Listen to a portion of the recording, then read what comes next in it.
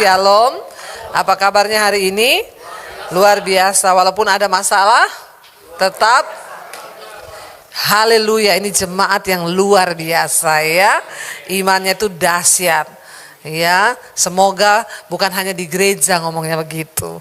Sampai di rumah juga walaupun ada masalah tetap luar biasa. Iya, saudara, hari ini tema firman Tuhan adalah keteguhan iman kepala keluarga. Berapa banyak yang merasa kepala keluarga di sini? Ya, yang belum menikah enggak apa-apa, Anda calon kepala keluarga. Saudara, di Alkitab dari dulu sebenarnya itu urutannya yang pertama adalah Kristus, yang kedua siapa? Suami sebagai kepala keluarga. Kristus, lalu ada suami, lalu setelah itu baru istri dan anak. Jadi sebenarnya yang harus berperan dalam membawa iman seluruh keluarga itu siapa? Amin. Ya, yang harus membawa iman yang teguh dalam keluarga itu harusnya ya itu teorinya di dalam Alkitab. Tapi pada prakteknya saya mau tanya, ya, yang banyak membawa anak-anak kepada Tuhan itu paling banyak suami atau istri? Bilang sama suamimu, bertobat. Ya, kalau kita kembali ke Alkitab harusnya suami. Ya, tetapi ya suami itu kadang kalau diajak doa, ya kamu aja lah sama anak-anak. Aku cari uang. Ya, tapi hari ini kita dikasih tema firman Tuhan dari gereja, ya, iman yang teguh, saudara, ya, dari seorang kepala keluarga. Kenapa kepala keluarga itu harus memiliki iman yang teguh? Karena tidak mudah.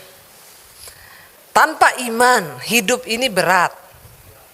Dan hari ini kita disuruh belajar dari seorang bapak di dalam Alkitab, seorang tokoh yang dia itu dijuluki sebagai bapak orang beriman. Yaitu siapa? Abraham Konrad Supit. Itu bapak gembala kita ya. Di Alkitab Abraham sebagai seorang yang dikatakan beriman. Ya, kenapa dia dikatakan beriman? Hari ini saya diberikan tema dari gereja, saudara, dan saya harus patuh. Ayatnya terambil dari Ibrani 11 ayat yang ke-8. Kita baca bersama Ibrani 11 ayat yang ke-8. 1, 2, 3. Karena iman Abraham taat ketika ia dipanggil untuk berangkat ke negeri yang akan diterimanya menjadi milik pusakanya, lalu ia berangkat dengan tidak mengetahui tempat yang ia tujui. Ya, kenapa Abraham itu dikatakan bapak orang beriman? Pertama, dia lagi enak-enak di rumah sanak keluarganya. Semuanya ada, ya, kekayaan ada, tidur nyenyak, punya harta yang berlimpah. Tiba-tiba Tuhan bilang, Abraham, tinggalkan keluargamu, pergilah dengan istrimu ke satu negeri yang akan aku tunjukkan, ke satu negeri di sana dikatakan ya yang akan diberikan Tuhan kepadamu. Dan di sana di Alkitab berkata, lalu Abraham itu taat dan dia berangkat, ya, lalu ia berangkat dengan tidak mengetahui tempat yang ia tuju. Ada saudara orang pergi, ditanya mau kemana? Enggak tahu. Kira-kira ada enggak? Ya, Bapak kalau disuruh pergi, Pak, ke satu tempat, Tuhan bilang pergi ke satu tempat, di situ kau akan sukses. Bapak tanya di mana? Rahasia deh. Kira-kira Bapak berangkat enggak? Namanya orang berangkat itu pasti pergi ke satu tempat yang sudah tahu tujuannya. Tadi pagi saya pelayanan di Bogor jam 7, saudara. Sama suami, kita sudah sering pelayanan di Viva Bogor itu. Tapi di tengah tol suami saya bilang, cari tempat aman, berhenti dulu. Aku mau lihat Google Map-nya, daripada salah keluar tol. Nanti kalau salah jalan malah berputar-putar, lama nyampenya tersesat. Daripada begitu, lebih baik kita berhenti, cari tempat aman, lihat di Google Map. Ya, tinggal cari tuh toko roti, Tan Oek, nah itu. Lalu dia bilang, saudara, 500 meter, ambil jalan keluar ke kiri. Kita ikuti, oh tetap di kiri. Di depan ada jalan bercabang. Serong ke kanan, lalu belok kanan. Kita ikuti. Selama ada sinyal dan handphone tidak mati, aman perjalanan kita. Amin. Ya. Lalu saudara sampai di sana, bahkan kadang dia kasih tahu, di depan ada polisi. Nah, cepat bersembunyi. Enggak ada kata bersembunyi saudara ya, tapi kata polisi ada. Di depan ada polisi, hati-hati. Ya, jadi kalau yang nggak bawa SIM cepat bersembunyi, ngumpet di bawah pohon daripada ketangkap. Ya, tapi selengkap itu loh. Ya, dan dengan zaman teknologi sekarang yang orang hidup di zaman teknologi yang serba mudah dan instan, rasanya untuk kita percaya sama Tuhan susah atau susah? Pergi ke satu tempat yang saudara nggak tahu, tapi saudara taat berangkat. Ya, Abraham itu luar biasa loh. Tuhan nggak ngomong gini, Abraham, kamu pergi ya, tinggalkan keluargamu nih, tak kasih sertifikat tanah. Ini ukurannya 30.000 kali 60.000. Ini sudah atas namamu, sudah sah di PN. Kalau ketika pergi sudah disurvei semuanya, bawa sertifikat ini, ya, alamatnya jelas. Nah, itu gampang, kita semua juga berangkat. Iya apa iya? Cepet ya iyanya ya. Kalau mau dikasih tanah.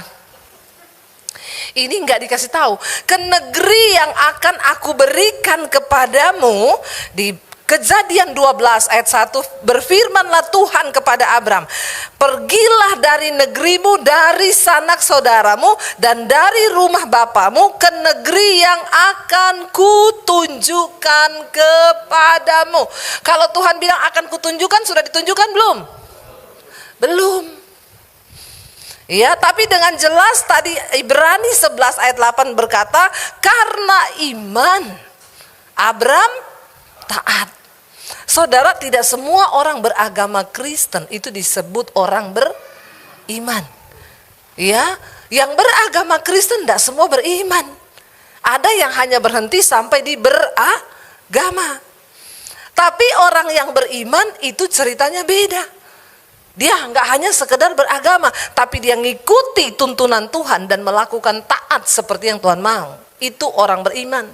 Makanya ada yang bilang gini, Bu doain ya, itu loh si A anaknya mau nikah, mau pindah agama Bu, doain. Saya bilang doain apa?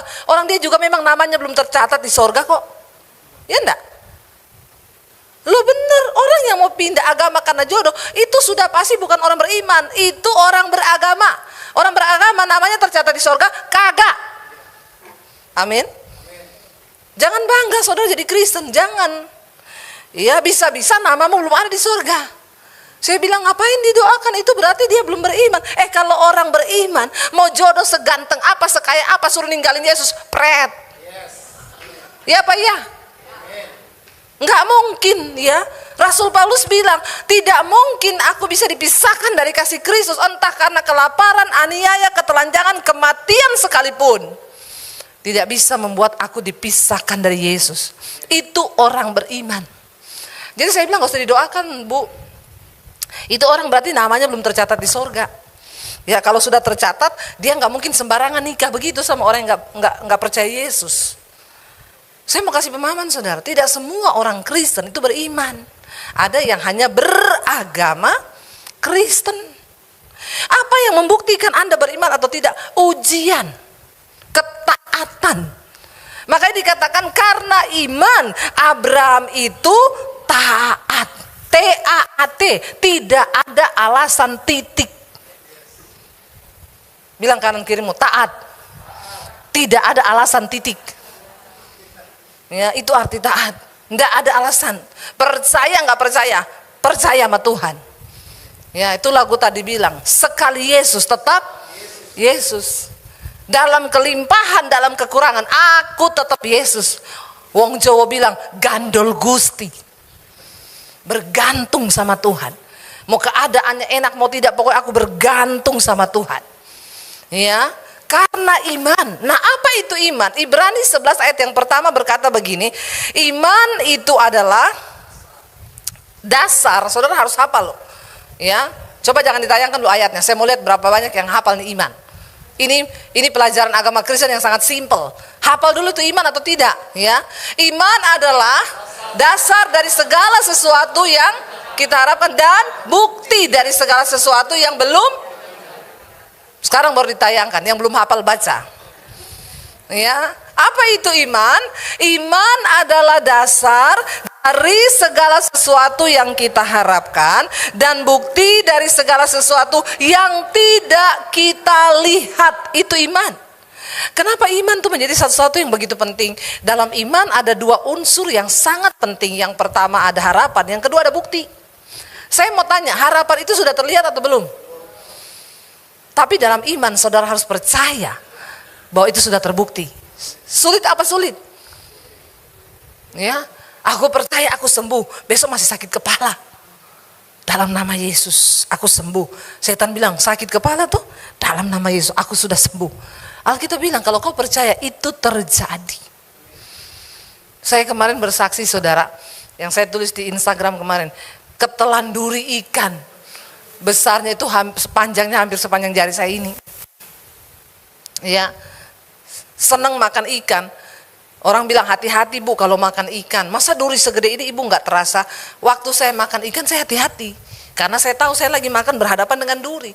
Selesai makan ikan, ini kan duri saya taruh di piring. Suami saya bilang, mihunnya enak loh. Saya ambil mihun, saya taruh di piring. Waktu saya makan keikut duri. Sudah nggak berhati-hati karena saya lagi tidak makan ikan, lagi makan mihun. Nggak usah kunyah, telan aja toh. Ketelan sak duri-durinya. Lagi makan berasa tek ada yang ketusuk. Aduh kayaknya duri ikan nih. Seperti biasa kalau ketelan duri begitu, ambil air minum yang banyak, minum. Kalau ada nasi sekepal ditelan. Karena nggak ada nasi sekepal, saya ada timun itu loh, acar gede-gede potongannya segini. Saya ambil 4, saya makan, saya telan sama 1 botol air.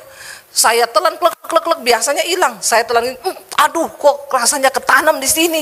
Oh Tuhan, ini pasti bukan duri main-main. Saya bernapas, tarik napas gini udah sakit ketusuk. Saya bahkan bernapas aja nggak berani. Saya langsung berdiri, saya tinggalin meja makan. Suami saya juga saya nggak kasih tahu. Saya langsung ke toilet saudara. Saya berasa di mulut saya kayaknya banyak ludah karena saya tahan napas. Saya coba pelan-pelan buang ludah ke toilet, darah semua. Aduh Tuhan Yesus, ini apa nih? Saya sudah bayangkan, ada orang pernah bersaksi di Mesbah Doa, saya ketelan tulang, dibawa ke rumah sakit, dioperasi.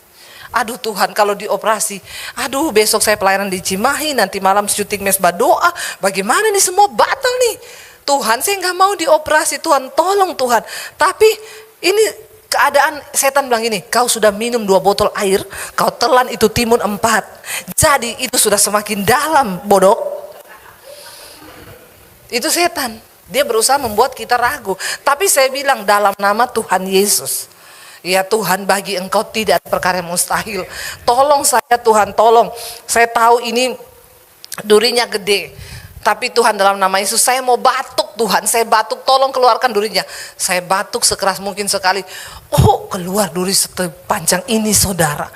Dan itu duri, ya saudara tahu bukan duri lunak. Kalau tulang ikan lunak itu kan diginiin bisa bengkok. Itu duri kayak jarum suntik. Di ujungnya tajam, dia membesar begini. Saya cuma bisa menangis saudara. Baru saya keluar, saya bilang sama suami saya mujizat saya apa? Mujizat ini loh, tadi ini udah di leher saya sini. Siapa yang bisa melakukan itu saudara kalau bukan Tuhan? Ya. Tapi iman itu sanggup melakukan hal-hal yang besar. Bayangkan itu kalau nggak keluar. Saya harus ke rumah sakit tuh dioperasi, saudara, nyangkut di leher. Saya tahu sudah melukai leher saya, pasti sudah tertanam. Kenapa? Karena sudah ludah saya darah semua. Tapi bagi Tuhan tuh, aduh ya hal-hal yang begitu tuh, ya makanya kita perlu berjalan dengan iman saudara. Dikatakan karena iman Abraham itu percaya, dia tidak ragu pada janji Tuhan, dia melangkah karena iman, dia bilang oke Tuhan. Jadi dalam iman itu ada harapan, ada bukti. Apa yang saudara harapkan hari ini? Rumah tanggaku jadi baik, pekerjaanku baik, keuanganku baik, itu semua harapan. Ya. Tapi ketika iblis memperlihatkan kepadamu keadaan, apakah engkau percaya?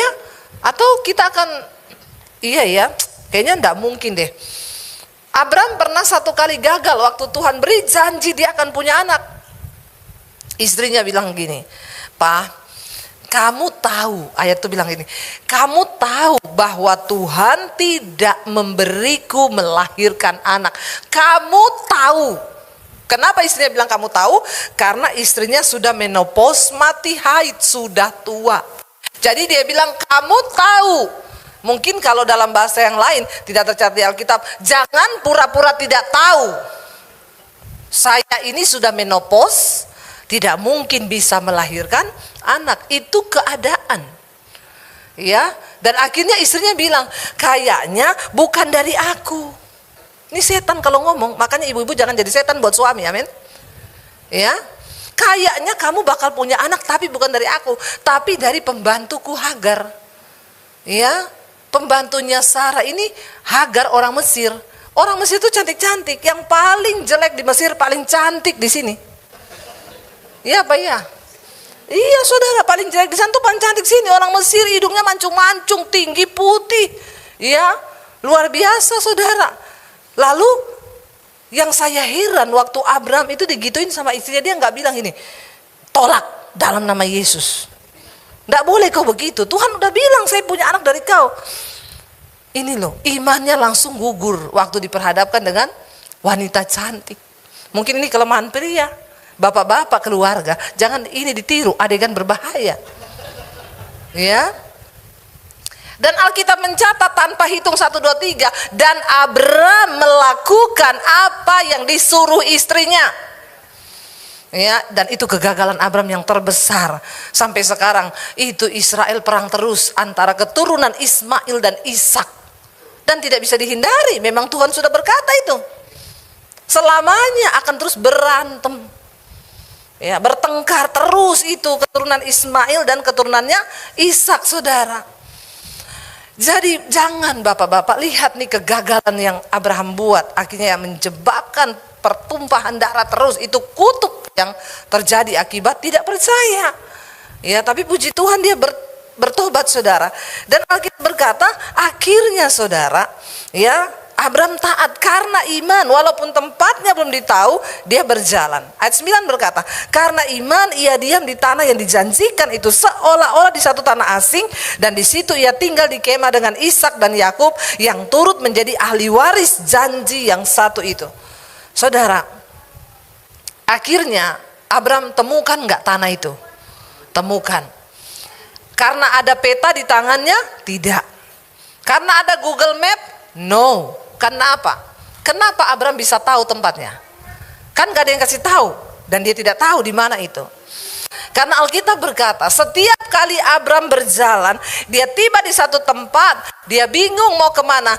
Alkitab mencatat Abraham mendirikan mezbah. Dia berdoa. Selama kita punya sinyal dengan Tuhan itu tidak terputus, maka kita akan dikasih tahu Tuhan kemana arah jalan langkah hidup kita. Ya, selama ada Google Map, HP saya nggak mati, saya tahu jalannya kemana. Selama ada sinyal, hubungan kita dengan Tuhan pun seperti itu. Kalau kau nggak mendirikan mezbah, bapak-bapak, kepala keluarga, bagaimana kau tahu tuntunan Tuhan? Kau aja nggak pernah berdoa. Kau bilang sama istrimu, kau yang doakan aku. Titip salam buat Tuhan.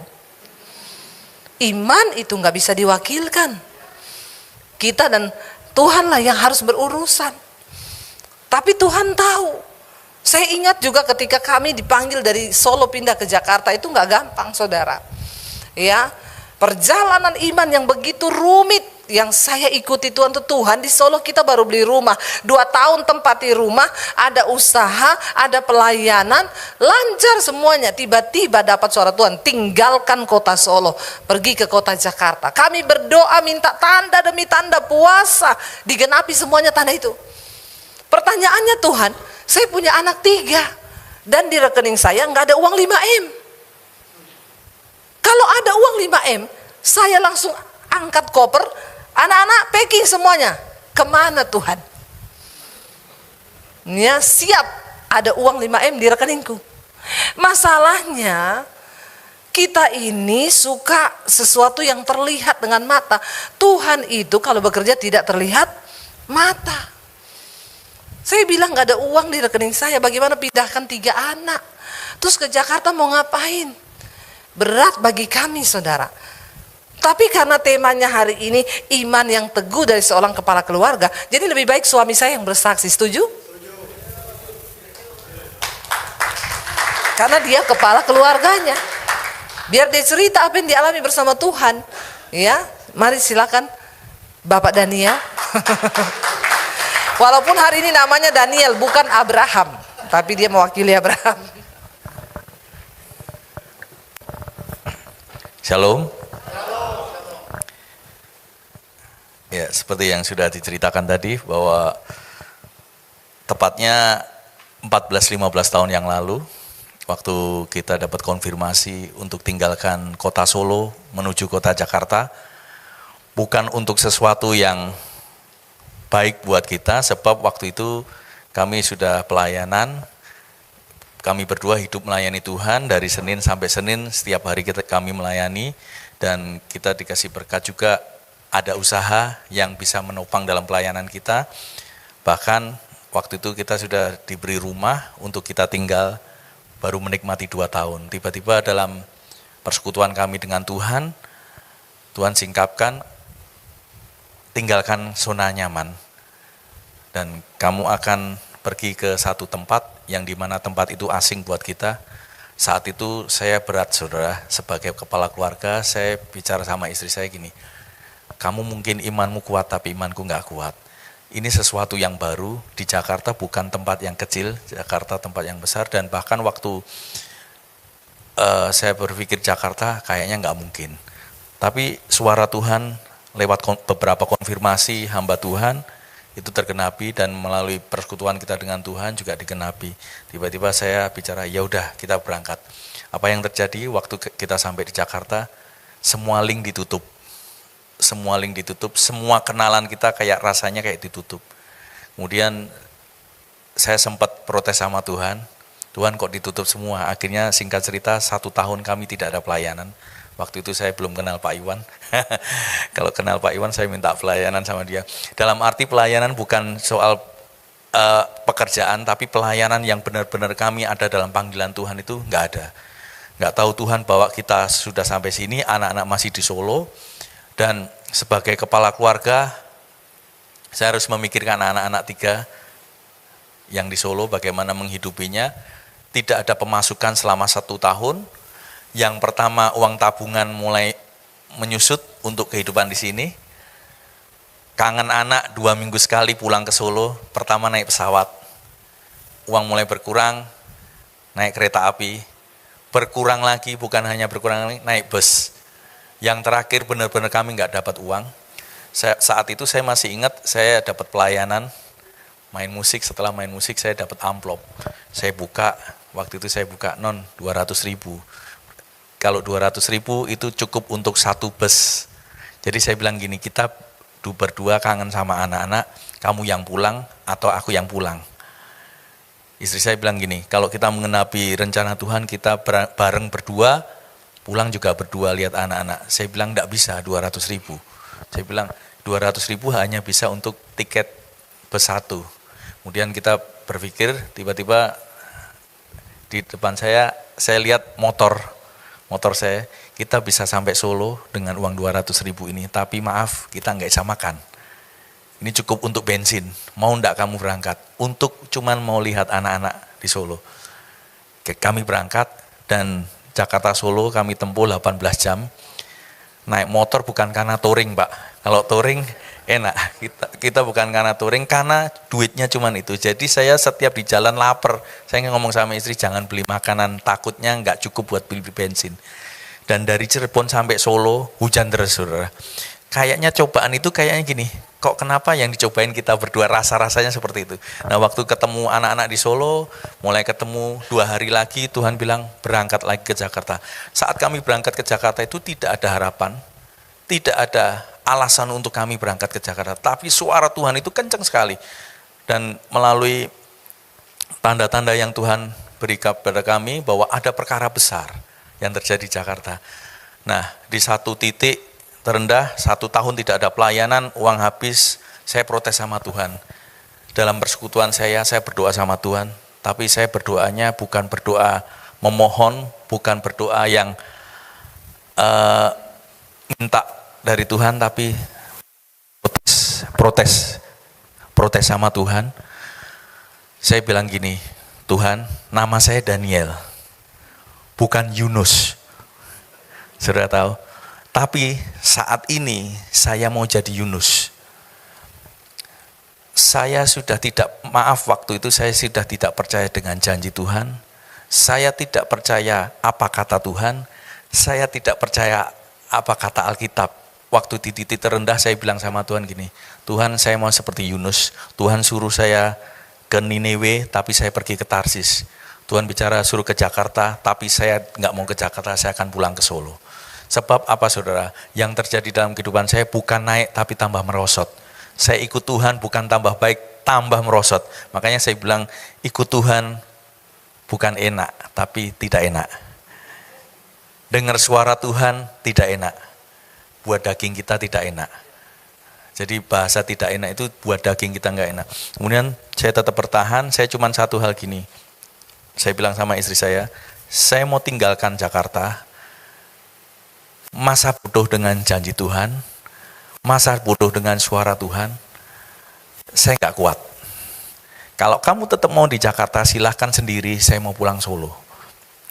Dan minggu depan kalau tidak terjadi apa-apa, saya akan pulang Solo, terserah. Tiba-tiba saya ditelepon teman saya, bro, ada pelayanan KKR. Saya bilang gini, oke lah KKR. Pikiran saya bukan KKR-nya saudara, pikiran saya lumayan. Dapat PK, saya buat beli tiket untuk pulang ke Solo. Dan saya tinggalkan Jakarta, saya tinggalkan melayani Tuhan di Jakarta. Tiba-tiba selesai KKR itu ternyata KKR besar waktu itu 14 tahun yang lalu di Grand Melia yang ngadain Pak Rudi Tanu. Manggil hamba-hamba Tuhan besar di internasional, dari Amerika, dari Jepang, bahkan dari Asia. Nah waktu itu dihadiri sekitar 2.000 orang. Setelah ibadah KKR, hamba-hamba Tuhan itu maju ke depan, terus kemudian kita minta dinubuatkan, karena mereka punya karunia-karunia nubuat. Istri saya single gini, sebelum kita pulang ke Solo, kita minta suara Tuhan yang benar-benar audible, minta dinubuatkan sama hamba Tuhan. Saya sambil bercanda, saya bilang gini, kita bisa nubuat sendiri. Nggak usah pakai nubuatan hamba Tuhan. Tapi istri saya bilang, perlulah kita sekali-sekali minta nubuatan dari Tuhan. Oke, kalau minta nubuatan dari Tuhan, ada 4 hamba Tuhan, saya pilih yang made in USA, lebih tokcer. Saya nggak percaya yang Asia. Saya bilang gitu. Oke, kita ngantri di hamba Tuhan yang Bill Hamon waktu itu, yang dari Amerika, kemudian doakan. Saya pakai baju hitam putih karena kita pelayan Tuhan. Sudah mulai berbaris, sudah mau mendekati. Tiba-tiba Asyir datang gini, Pak, Bapak kan pemain musik, mundur dulu ya. Biar yang pengusaha-pengusaha dulu. Wih, di situ saya kecewa banget sama Tuhan. Saya sudah di titik terendah, saya sudah masa bodoh dengan suara Tuhan. Di situ diteguhkan lagi, saya kecewa lagi. Cuman mau saya bilang sama Tuhan gini, cuman mau nubuat, minta nubuat aja, suruh mundur. Ya udah, saya mundur, saya balik ke tempat musik. Kemudian saya sambil jengkel, tiba-tiba yang hamba Tuhan dari Asia, Pak Amos Jayaratnam, karena sepi, dia selesai doakan, dia duduk di panggung. Kemudian teman saya senggol lagi, tuh Pak Amos nganggur. Saya bilang gini, saya maunya made in USA, bukan yang Asia, maaf nih Malaysia, mungkin kurang tokcer, saya bilang gitu kan. Kemudian tapi karena nggak ada ya cuman satu itu yang Tuhan kasih, saya datang kepada Pak Amos sama istri. Pak Amos, boleh kami dinubuatkan? Jawabannya mengecewakan saudara. Saya capek sekali. Saya nggak usah nubuatin ya, saya berdoa aja. Saya capek sekali. Saya kecewa yang kedua di situ. Saya hampir putus asa, udah nggak usah dinubuatin lah. Terus dia bilang gini, kalian suami istri, ya gandeng tangan. Saya akan doa biasa, tapi kalau Tuhan bicara sama saya, Tuhan akan saya sampaikan. Tiba-tiba waktu dia pegang tangan kami berdua, dia bangkit berdiri. Ada suara Tuhan, kencang sekali. Pak Amos itu langsung tunjuk saya, saudara. Kita ini nggak kenal sama sekali dengan hamba-hamba Tuhan ini, tapi saya percaya itu suara Tuhan. Dia langsung tunjuk saya gini, kamu baru berpikir manusia siapa yang mau tolong kamu di tempat ini. Oh itu saudara, itu yang menjadi apa yang dalam benak pikiran saya itu yang pertama. Yang kedua dia bilang gini, ada perkara yang besar yang akan terjadi di tempat ini, tapi jangan sekali-kali kau mundur dari tempat ini. Padahal saya sudah, itu hari terakhir, saya minggu harus pulang. Terus yang terakhir dia bilang gini, anak-anakmu aku yang pelihara, Tuhan yang pelihara. Bayangkan, saya nggak ngobrol sama hamba Tuhan ini, saya berpikir anak-anak di Solo, tapi Tuhan benar-benar kayak Tuhan tuh ngomong sama saya. Di situ hati saya hancur dan saya bertobat. Waktu itu saya minta ampun sama Tuhan, saya kembali lagi, yes, saya percaya janji Tuhan yang akan terjadi dalam hidup saya. Selesai KKR, saya semangat lagi, begitu istirahat, sampai di rumah, dan maaf di Jakarta kami ngekos Pak. Kami di rumah Solo punya rumah, ada AC-nya, di Jakarta ngekos yang tidak ada AC-nya, tidur di spring bed yang bednya sudah tidak ada. Jadi tinggal springnya aja. Jadi kami alami 1 tahun. Tapi waktu janji Tuhan itu dinyatakan lagi, kembali iman saya bangkit. Seperti Abraham, walaupun belum terlihat, tapi saya percaya bahwa ada janji Tuhan yang luar biasa. Tapi sempat saya goyang, tapi Tuhan ingatkan. Dan setelah saya menghadapi kehidupan selanjutnya, apakah itu terjadi? Tidak, saudara. Tidak langsung tiba-tiba terjadi, tapi penantian itu sampai 13 tahun saya tunggu. Dan saya tetap, apa yang saya lakukan dengan istri, tetap setia melayani. Badai, goncangan, tekanan, fitnahan, apapun kami alami, cuman satu, saya percaya ada janji Tuhan yang besar. Dan 13 tahun itu kami boleh lalui, bahkan ada satu hal, Bapak rohani saya dulu bilang gini, apa yang kamu tabur, itu pasti akan suatu saat akan tuai. Dan waktu taburan itu sudah mulai menuai, dan kamu menuainya, dan kamu bisa bilang gini, wow. Dan 13 tahun itu saya baru bilang sama Tuhan, wow. Ikut Tuhan. Saya himbau buat Bapak Ibu, apabila saudara menjalani dalam janji-janji Tuhan, ingat,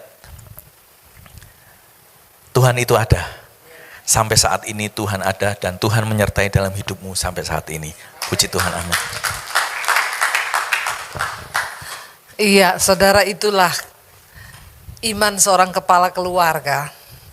Memang tidak mudah, karena laki-laki itu semua dipikir pakai logika.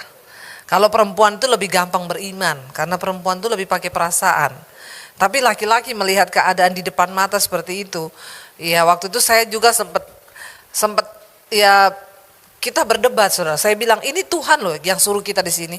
Dia bilang, yes, aku enggak peduli. Ya Tuhan, imanmu nyampe, imanku enggak nyampe. Sampai sudah seperti itu loh, saudara. Saya bilang, ya datang sama Tuhan, minta pertolongan Tuhan. Dia itu berpikir, cicilan rumah kita di Solo piye.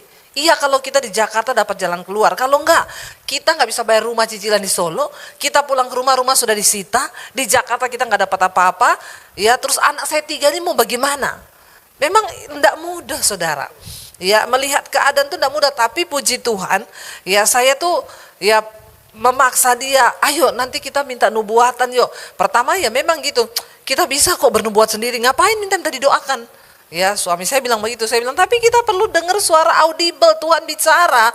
Ya, supaya jangan maunya kamu, jangan maunya saya, biar maunya Tuhan. Saya berdoa, Tuhan, kalau ini memang maumu, teguhkan Tuhan. Ya, teguhkan. Makanya istri-istri, pria itu memang terlihat sebagai makhluk yang kuat, tapi sesungguhnya mereka itu lemah. Makanya Alkitab bilang, dia kasih seorang penolong. Ya, kita dorong karena memang ya sebagai walaupun kepala keluarga, tapi ya logikanya jalan, lihat keadaan di depan, nggak gampang percaya, iya Pak ya. Nggak gampang lihat keadaan keuangan, keadaan bisnis di depan. Ya, tapi puji Tuhan akhirnya waktu suami saya didoakan, begitu Pak Amos berdiri langsung dia ditunjuk, kamu lagi berpikir manusia siapa yang mau tolong kamu. Aku Tuhan yang memanggilmu adalah Tuhan yang setia. Aku yang akan tolong kamu.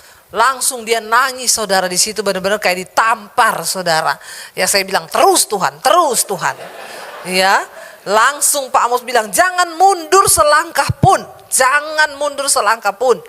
kamu lagi berpikir mau mengundurkan diri dari panggilan Tuhan, ya jangan mundur selangkah pun. Ada perkara besar. Wah, kami berdua nangis waktu karena merasa, aduh Tuhan, kita nggak cerita kenapa dia bisa tahu, tapi itulah Tuhan.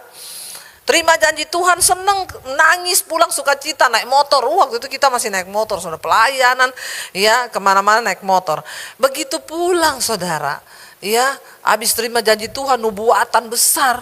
Apakah besok langsung bangun jadi besar? Pret. Lihat keadaan lagi. Makanya saya bilang orang yang beriman harus diuji. Nggak bisa kita dikatakan beriman kalau belum teruji. Ya akhirnya ya sudah. Jalani lagi, balik ke selera asal. Rasanya nubuatan itu hilang 13 tahun. 13 tahun. Yusuf dapat mimpi.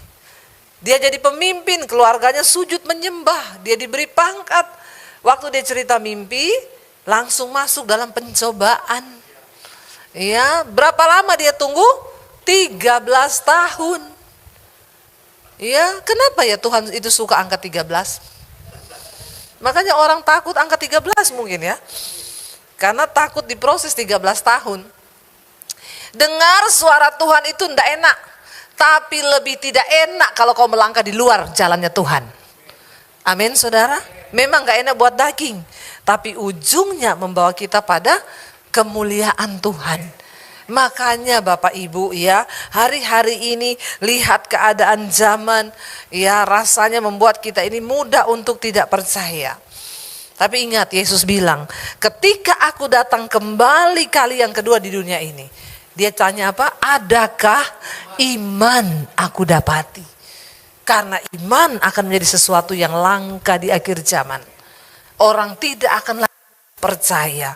Melihat keadaan rasanya sulit, tapi tetaplah percaya. Lalu dikatakan firman Tuhan bilang apa?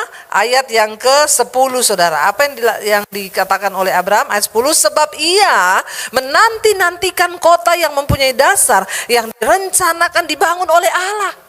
Semua bangunan kita yang bukan Tuhan bangun akan dirobohkan.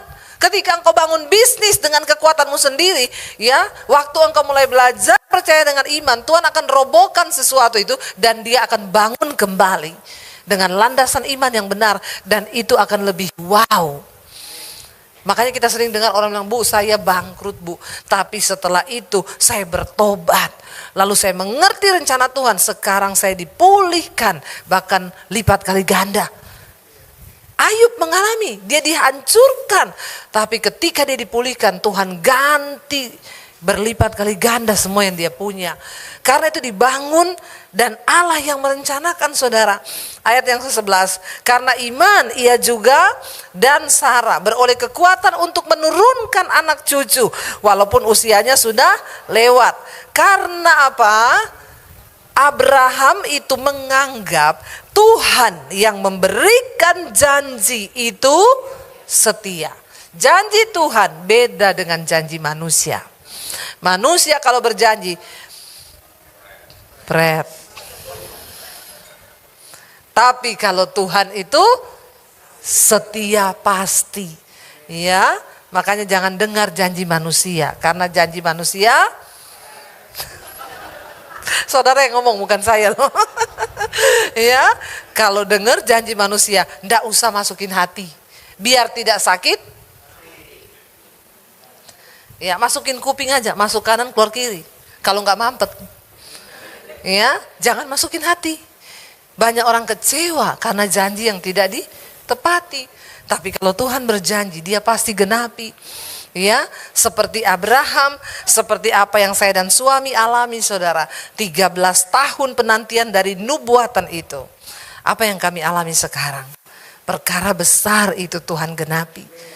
Ya, bahkan ketika kami disuruh bangun sekolah Alkitab, dengan apa kami membangunnya? Tuhan, saya bukan orang kaya, saya bukan orang pintar. Tuhan bilang, aku tidak cari orang kaya, aku tidak cari orang pintar. Aku cari orang yang beriman. Karena hanya lewat iman semua proyekku di bumi ini akan terlaksana. Waktu itu kami bingung. Ya, sampai mau taruh nomor rekening aja di YouTube Tuhan gak kasih. Tuhan bilang, coba kamu taruh nomor rekeningmu. Aku tidak ikut bekerja. Lalu kami gak jadi taruh nomor rekening itu. untuk pembangunan sekolah. Kami tunggu cara Tuhan terselesaikan dalam tempo yang sesingkat-singkatnya dengan cara seksama. Ya, Tuhan bekerja dengan cara seksama dan dalam tempo yang sesingkat-singkatnya. Ya, 17 Agustus. Saudara, apa yang terjadi? Sekolah selesai, tanggal 30 Juni ini wisuda angkatan yang pertama. 20 Juni. 20 Juni ini Kamis, saya bawa mereka dari Bandungan, Semarang ke Jakarta, wisuda di Citycon Mesbado Onsite. Semua seneng, anak-anak itu ngomong begini, Ibu, terima kasih Bu, kami selama ini cuma lihat kota Jakarta di TV. Karena memang mereka dari pedalaman, saudara. Ya, saya bilang gak apa-apalah, kalian pantas mendapatkannya. Kenapa? Cari orang yang mau jadi misionaris sekarang susah. Sekolah saya itu gratis, enggak bayar. Itu aja udah gratis. Cari orang yang mau jadi hamba Tuhan udah jarang dan langka. Makanya benar Yesus bilang, tuayan itu banyak tapi penuai sedikit. Makanya Tuhan suruh saya, jangan buka gereja kamu, siapkan penuai. Karena ini sudah akhirnya akhir zaman. Lalu saya bawa mereka besok tanggal 20 Juni, saudara bisa hadir di Citycon ikut mendoakan mereka. Ya, saudara tahu nanti tanggal 21-nya saya bawa mereka ke Ancol, ke Dufan. Saya suruh naik itu halilintar. Sebelum kau menghadapi ujian iman di desa-desa, kau ujian iman dulu di halilintar situ. Kau lulus di situ, ya, baru kau pulang ke desamu. Seneng semuanya, saudara. Ya, tapi biar, saya bilang biar, mereka seneng banget Bu, terima kasih Bu, boleh nggak kita foto di Monas? Saya bilang, saya aja yang orang Jakarta belum pernah foto di Monas. Tapi saudara, ya, ini angkatan berikutnya sudah ada pendaftar lagi 30 anak. Kami akan mulai angkatan kedua tanggal bulan Juli. Ya, saya melihat bagaimana Tuhan bekerja mencukupkan semuanya. Dari mana? Iman. Iman, jangan lihat yang di depan mata. Kalau kita lihat di depan mata, sulit. Tapi Alkitab berkata, iman adalah dasar dari semua yang saudara harapkan. Dan bukti dari semua yang tidak saudara lihat. Kalau saudara beriman, aku percaya bisnisku diberkati Tuhan. Aku imani Tuhan. Perkatakan. Iblis bilang, gak mungkin. Bagaimana caranya? Modalmu mana? Saudara, bersama Tuhan tuh kadang Tuhan gak perlu modal. Yang amin gak banyak. Ya, karena belum beriman. Ya, harus beriman, benar. Ya, saya sudah melihat kesaksian banyak orang yang cuma dengan cara begitu aja loh Tuhan bekerja. Ya, yang saya pernah saksikan yang membuka pom bensin di Ambon. Jemaat Mesbah Doa ketemu saya masih muda, ibu-ibu, papa saya ini jemaat Mesbah Doa, ibu, Bu, saya pergi doakan di rumahnya. Waktu saya tanya anaknya, kalau kamu kerjanya di mana? Saya sih bisnis Bu, usaha kecil-kecilan. Saya punya pom bensin, ada beberapa. Pom bensin saudara, bukan jual bensin eceran. Ya, saya bilang, kok bisa kamu punya pom bensin? Ya pasti dananya besar. Enggak Bu, cuma lahir dari sebuah kerinduan. Waktu itu saya di Ambon, di kota, di desa saya terpencil tuh, cuma ada satu pom bensin. Antri panjang sekali. Saya bilang, aduh ya kalau ada dua, nggak perlu antri kayak beginilah. Dan harganya gila-gilaan, karena cuma satu itu pom bensin. Lalu dia cerita sama ibu gembalanya, aku tuh pengen nih punya pom bensin di sini supaya memberkati kota desa ini supaya nggak sampai sebegitu harganya. Ibu gembalanya bilang, aku kenal kepala Pertamina, ayo tak kenalin. Mereka pergi berdua tuh ke kantor Pertamina tanpa janjian. Sampai di sana tanya security, mau ketemu siapa? Ketemu kepala Pertamina. Udah ada janji? Enggak. Ini ibu gembala, Bu Pendeta kenal. Oh sudah ditemukan, ternyata kepala Pertamina sudah ganti, bukan yang dulu. Sampai di dalam nggak kenal. Ya, nggak kenal. Lalu dia, oh maaf Pak, saya pikir, oh itu sudah ganti Bu. Sekarang saya di sini ada apa Bu? Karena tadi ngakunya kenal tuh, ditemukan. Kan nggak gampang ketemu begitu kalau bukan Tuhan. Lalu dia bilang, Pak, ini loh, kenapa pom bensin di desa kita ini cuma satu Pak? Saya boleh nggak buka pom bensin? Di daerah sini ini boleh nggak? Nggak bisa Bu, di daerah situ sudah ada yang berencana mau buka, tapi belum dalam waktu dekat ini, nggak bisa itu daerah situ. Jadi nggak bisa, ya sudah pulang. Mau keluar kantor, ada peta kotanya Ambon di situ. di daerahnya mereka. Lalu kepala Pertamina begini, seandainya kalau ibu ada tanah di sini, ini loh bu daerah ini dekat laut, kita tuh mau buka di situ tapi nggak ada tanah. Ibu ada? Ada. Saya punya suami punya tanah di situ pak. Iya, ya udah kapan ibu waktu kami survei? Saya sediakan duit berapa ya? Nggak usah duit-duitan bu, yang penting tanah itu ada, nanti anak buah saya nggak perlu bayar apa-apa. Disurvei saudara. Cocok ini bu, bagus bu, dekat lagi sama laut, ya udah. Jadi gimana pak? Saya gimana? Ibu ada dana berapa bu? Ini harus gini-gini. Saya tidak punya dana, tak ajukan bank dulu ya. Secara nalar manusia masuk akal nggak saudara? Orang mau buka pom bensin itu harus punya uang miliar-miliar kan? Dia bilang saya coba dulu ya, diajukanlah ke bank, sama bank disetujui saudara. Semua perlengkapan dipasang, akhirnya bukalah pom bensin itu satu, berhasil. Ditawari lagi sama Pertamina, ibu mau buka lagi nggak satu di tempat sini? Mau. Dia bikin sekalian dermaga dekat pelabuhan situ untuk kapal-kapal bisa berlayar, pengangkutan datang. Sekarang dia diberkati luar biasa.